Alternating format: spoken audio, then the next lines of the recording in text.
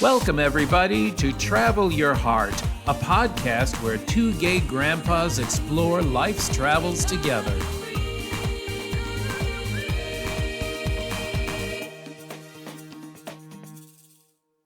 Hi, everybody, it's Grandpa Bobby. Grandpa Scott. And welcome to another episode of Travel Your Heart, a podcast from two gay grandpas. So, Grandpa Scott, what are we doing here today? All right. So today I thought we'd talk about an issue that comes up frequently in comments when we travel or on our social media platforms. And that's about our relationship. There's a lot of curiosity and a lot of real sincere desire to understand how our relationship has worked and how it's lasted as we start our 46 years. Can you believe it? Almost 46 years together. And they said it wouldn't last. So we wanted to talk about a relationship, but we wanted to share with you our personal experiences. This is not to say that we are telling anybody how they have to run their relationship or that we're subject matter experts. We're just relating what has been successful for us. Yep, absolutely. So as you know, we met first, San Francisco, way back. We were just children. I was 22 years old. Grandpa Scott was, yes, anyway. And so we came across a number of topics that we had to contend with, and we thought we'd share with you how we dealt with them, our thoughts about them, and maybe some recommendations. Yes, and the first was money. Always a big topic. Yes, but it's not always what's really there. The root issue? Yes, definitely not. Now, in our case, it really was the fact that we didn't have a hell of a lot of money. Yeah, it wasn't like we were risking anything. Yeah, but so often, and that can be an issue too. You know, how do you budget? How do you accomplish the things you want to do when you have very little money? And we had very little money when we started because we were both starting out our careers. But with regards to money, beyond the issue of maybe not having a lot when you start, many times what will happen, and it did in ours, where one person will start making more money than the other person. And many times that can be a point of conflict. And I think it goes to the issue of how you see yourself, how you value yourself. Your self-worth. Yeah, absolutely. What do you think, Grandpa? Well, I think also it's really dependent upon trust, because if you're going to trust someone with your money, or if you're going to trust that they're going to work together with you, you have to gain that trust over time. Now, we combined our assets. As Grandpa Scott, we didn't have anything to lose. We put all 10 cents together. And we have done that continually over the years. But, other people have different ways of doing that. But it comes down to trust, feeling confident in yourself, and knowing that the other person, that you're both oaring in the same direction. Yeah. I mean, to be honest, folks, there were times when Grandpa Bobby was making more money than I was that I would question myself. Why am I not? Grandpa Bobby was wonderful. And I think that goes to the issue of trust. There was never anything coming from Grandpa Bobby. But on my part, there was a sense of, what's my value in the relationship? Luckily, I was able to begin a career that brought in equal money. And I think that remedied a lot of it. But more than the money, it was the way I was looking at myself as, I'm not contributing fully. You don't have to view money as a valuation on your self-worth. And I think that's a big thing. Yeah. So another topic is children. I think it's very important these days that everyone speak about children before you get serious in a relationship, whether you want to have children, whether you don't want to, because if you don't talk about that early on, it could be a real bone of contention down the road. Yeah, we have known people where that has either caused relationships not to start or have caused them to end when it became a point that could not be avoided anymore. Yeah. Now, even so now in the LGBTQ community, where, maybe in our day it wasn't as big a topic, for us personally, it wasn't an issue because Grandpa Scott came ready loaded with 2 children already. So for me, it was the choice. Do I want to help raise children? I mean, as a young man growing up gay, I had never really thought about that topic back when we got together. But for me, I thought it was a really wonderful, life enhancing experience. And now that I have grandchildren, it's even more so. Yeah, and it was wonderful because the burden then could be shared between 3 people. So there was 3 parents and not 2. Actually, our kids liked it because I was always the good parent. Yeah, you assumed that real easily, didn't you? I was always a good cop. I would like to say something right here. Occasionally, you may hear me cough.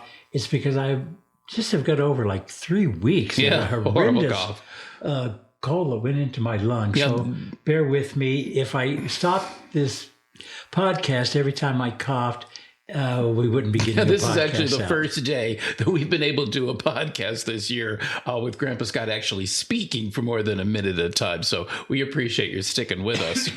Another topic we wanted to talk about was careers. Why don't you start talking about that? Well, Grandpa Bobby was lazy. He had one and only one. I, on the other hand, loved a challenge, and I had several. And but each one was with intent. For me, it was always moving up, trying to reach that point where I felt fulfilled in my career. You just hit it right there. Well, you knew what you wanted, from right? the age of 10 or 11, I've always wanted to be an architect. So I think the key is you can't evaluate or judge someone based on their career choices. You want to be an attorney? Hey, you be an attorney. If you want to work in a national park, you work in a national park. You can't pigeonhole the person you want to be with, or worse, try to change them or adapt them, because sometimes a career can bring with it many different requirements in terms of time, in terms of flexibility, in terms of pay. So you have to feel comfortable with the career choices your partner is making. Don't lie to yourself. If you're not comfortable with what they're doing, it might not be a relationship worth pursuing. But talk about it, because I think this is one of the issues. I always felt I had support from you. Grandpa Bobby gave a lot of support, and I hope you felt that. Every single time he changed career. How often are you Every single How many times are you going to say that? Oh my God, Want I to don't get it have out enough again? fingers.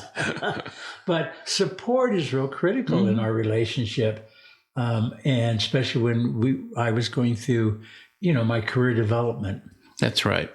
Another great topic to talk about ahead of time in a relationship is health, because, over 46 years, you find that things change. You might be a robust young person in their 20s, and you might be dragging butt as you get into your 60s.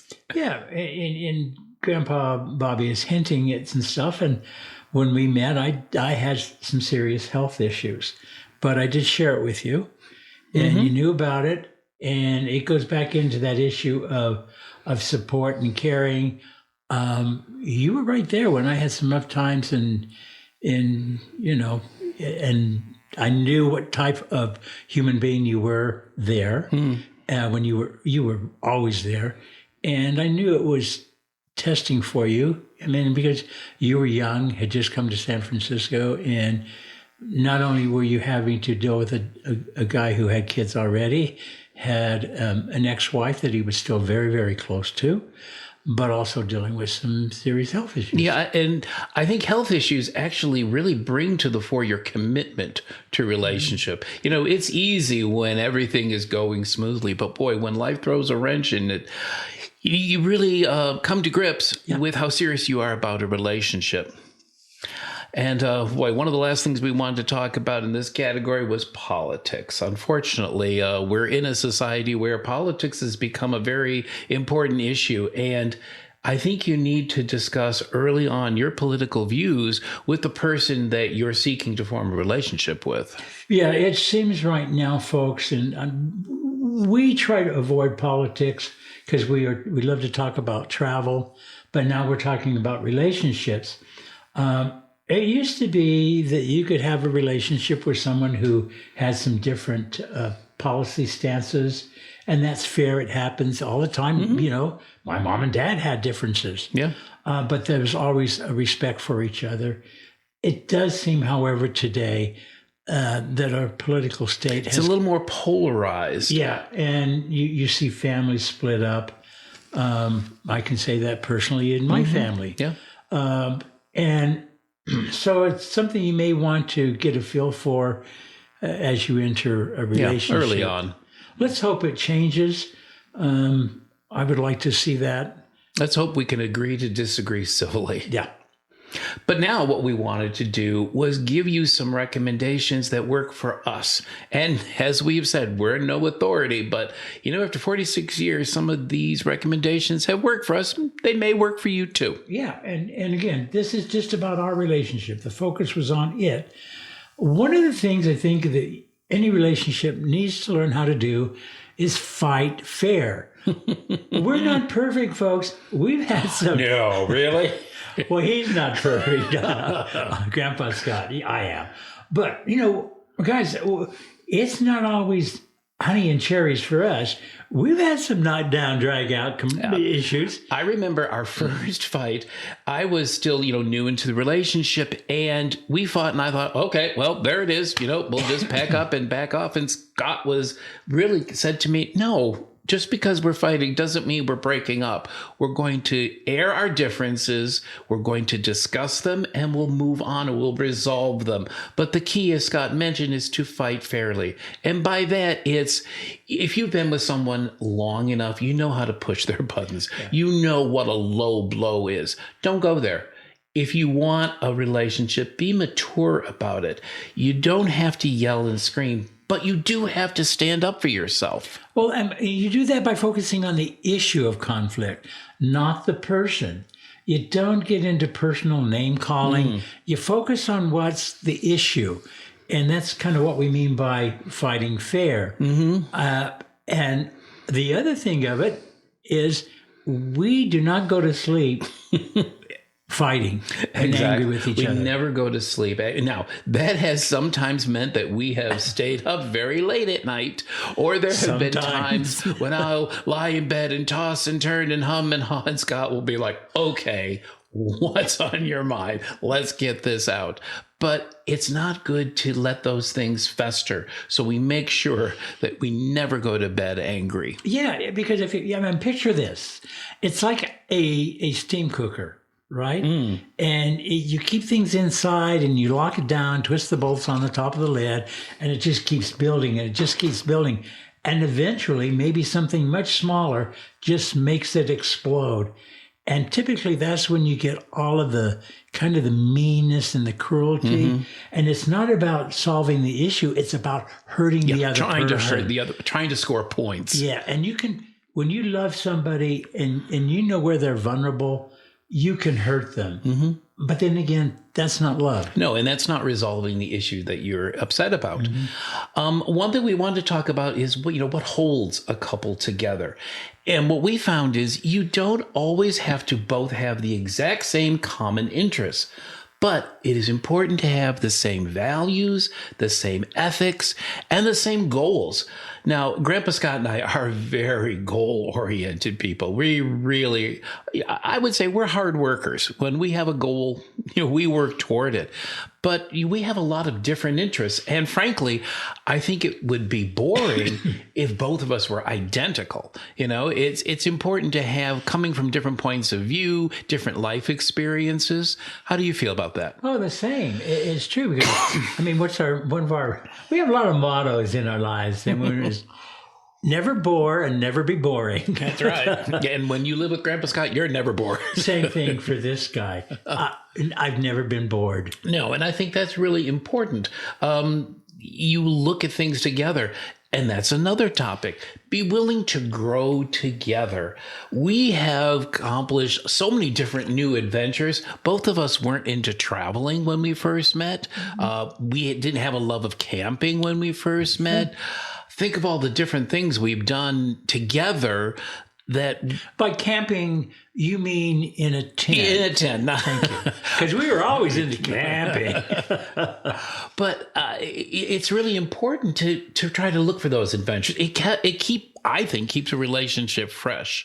Yeah, I think that's really important part. Yeah, freshness in your relationship. Look at new ways to try to discover something. We're talking about biking again. I haven't been on a bike since I was 13 years old, and I'm trying to get Grandpa Scott on a bike. I think would be good for our health. So maybe we'll see if we get into that. Yeah, that actually, it would be fun to do. Yeah. Yep. So that's something maybe. So always look for opportunities to grow your relationship and not just keep it static. Yeah, don't give the same old Valentine's card, and don't give the same old Valentine's candy. Try be to creative. Exactly. Be Try to switch up a little bit. And as you can tell with us, it's always important to have humor in your relationship. Try to find every day something to laugh about, even if it's just laughing at yourself. Yeah. Even if it's, I came into this room for something and I can't remember. Does that sound familiar, Grandpa? Oh, yes, it does. Thank you. I don't know if it's a factor of my age, but many times I will walk in and I'll go, Bobby, I have a question for you. And I'll just go blank. And he'll go, okay. And I go, I can't remember the question. So you just laugh at your frailties. Nothing is perfect. Life isn't perfect. And if you just see the fun and the joy in it, it'll take you a long way. Yeah, and then relationships aren't perfect. No. But if you... Partners are perfect. Well, yes, that's true. Thank you, honey. If what you strive for is just to make in your relationship, your partner, your spouse, whatever, you just want to make them feel loved, that they're respected, that they're honored. And one little thing you can do is every day try to do a little something for your partner that doesn't benefit you, but maybe it's something for them. Even if it's as small as give them the little bigger piece of cake, or take the trash out when it's their turn to do so. When are you going to start doing that? Well, okay. I said little things. Okay. I gave you the bigger piece of cake. Oh, yeah, true. But do those, but don't look to take credit for it. Just little things. Just those are little ways that you can show love and affection and respect every single day without having to make a big show of it. Oh, yeah. Like doing the laundry. Throw it in and do the laundry. Just if you're going to do the laundry, do it right. Sorry. Please do it right. Do not put darks and whites all in the same load. Okay. I call it laundry. But anyway. You call it living the college life. But doing little things for your partner every single day, just something that you don't get credit for, is just, it makes you feel good, and it's just a nice way of spoiling them. And that's what a relationship should be about, in our opinion. Hear, hear. And the final thing is, it's a little thing that works for us that we've always taken to heart. Whenever you leave your partner, whether you're going to bed, whether you're just going to the store, whether you're going out to the grocery store, always kiss them goodbye. Yeah. You never know in this life when it's the last time you're going to see someone. I know from experience, the very last time I saw my dad is the night before he passed. I kissed him goodbye. I kissed him goodnight. And that's the last I ever saw of him. And that's important, to have that memory always with you. Life is unexpected. You never know what's around the corner. So just make sure you give that little bit of affection. And every morning, the first thing we do is kiss each other good morning. Yep. Before brushing teeth, too. Oh, that's risky. You have to really love someone. You really love somebody if you do that. So, folks, those are just some things that work for us. Whether they work for you or not is really dependent upon your own particular self and your relationship. And you know what? Many people go through life and feel they don't have to have a relationship. That's true. To be happy. And completely that fulfilled. is so valid, too. So please, by no means when we talk about our relationship are we trying to disrespect or not value those people who have a very complete, very wonderful fulfilling life on their own. As we said earlier on, we were just trying to respond about our relationship to the many questions that we received. We get questions all the time, and people react like it's an amazing feat.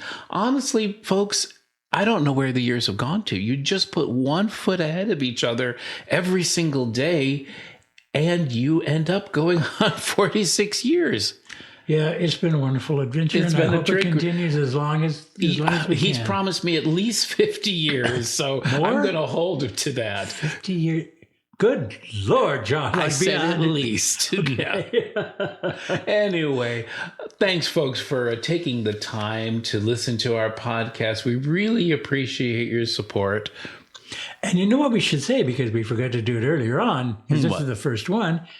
A very happy new year. That's right. Happy. to Well, you. we've been trying, as Grandpa Scott said, we've been trying to do a podcast, except the coughing has kept us from the microphone. So a little belated, but Happy New Year to all. May 2025 be filled with happiness and health for all of you, and for new adventures. We have a lot of adventures planned for the year. Yeah, go out and make it your world. Exactly. And as we always say, whether you're traveling the world or just traveling through life, always remember, Travel your heart. Bye, everybody. Bye, everyone.